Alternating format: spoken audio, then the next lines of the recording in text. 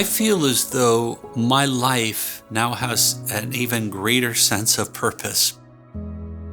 Having lost 3 members in my family, my immediate family, and a brother-in-law through suicide, somehow, some way in this mysterious enterprise that God has given us, I'm here. I believe that somehow this ministry is a part of this plan. We're going to open the doors and allow people to just share their stories.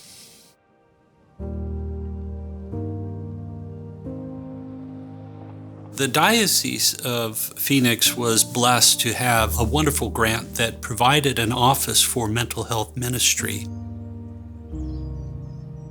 The mental health ministry really wanted to focus on 3 levels. One was the level of education. We are training our priests and our deacons so that they have an understanding of the depth of the human being. Sometimes we can over-spiritualize, and rather than just simply saying, well, pray about it, maybe they need to talk to someone about it. Maybe they need to be referred to someone.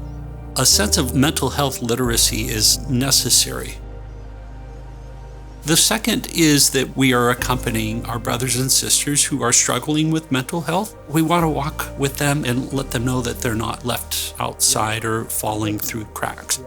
In addition to education and accompaniment, we also have a need for advocacy to press the government to assist mental health in a variety of ways.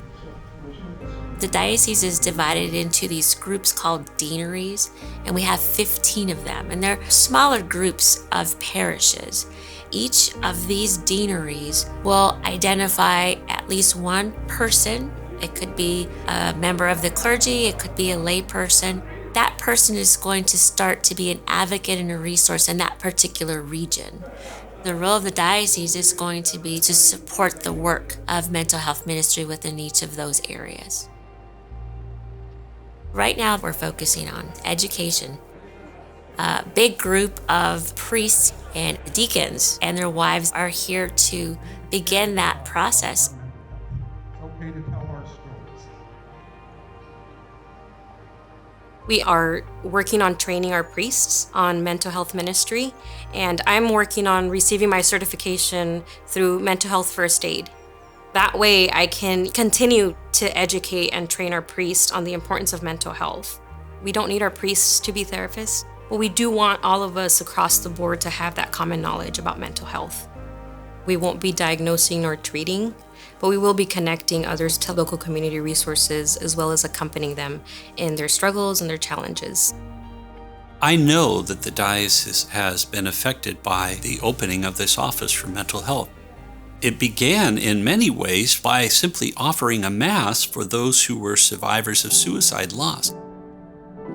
We celebrate this Mass in honor of those who have gone before us and who have died by suicide. Well over 1,000 signed up for this. The church was packed, and there were a number of people who were watching online and watching on television as this Mass was going on. And you could just see the emotion pouring out from people. People were expressing to me how this was a life-changing moment. They were crying, they were hugging me.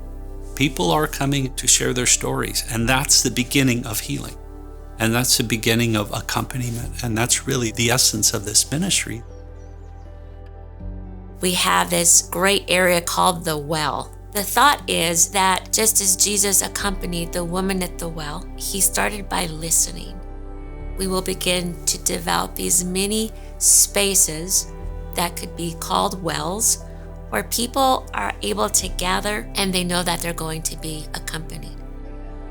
The well is really a training ground for people who are going to be facilitators throughout our diocese, where people will have an opportunity to encounter Christ through conversation, through dialogue, through communion. We all have challenges. We all may struggle with something at some point. What we really need is someone to talk to. The community knowing that they can turn to their parish, and most importantly, to have somebody that can accompany them. The bottom line is no one should be forgotten. The Lord remembers each and every one of us. He knows every hair on our head, and He knows our hearts, and He knows our souls because we are His. And He's not going to abandon us. And when we feel as though we are abandoned, or when we pass from this life, we understand that there is a Savior who's going to pick us up and reach down, grab us by the hand and say, "Awake, O sleeper, arise from the dead. And Christ will give you life."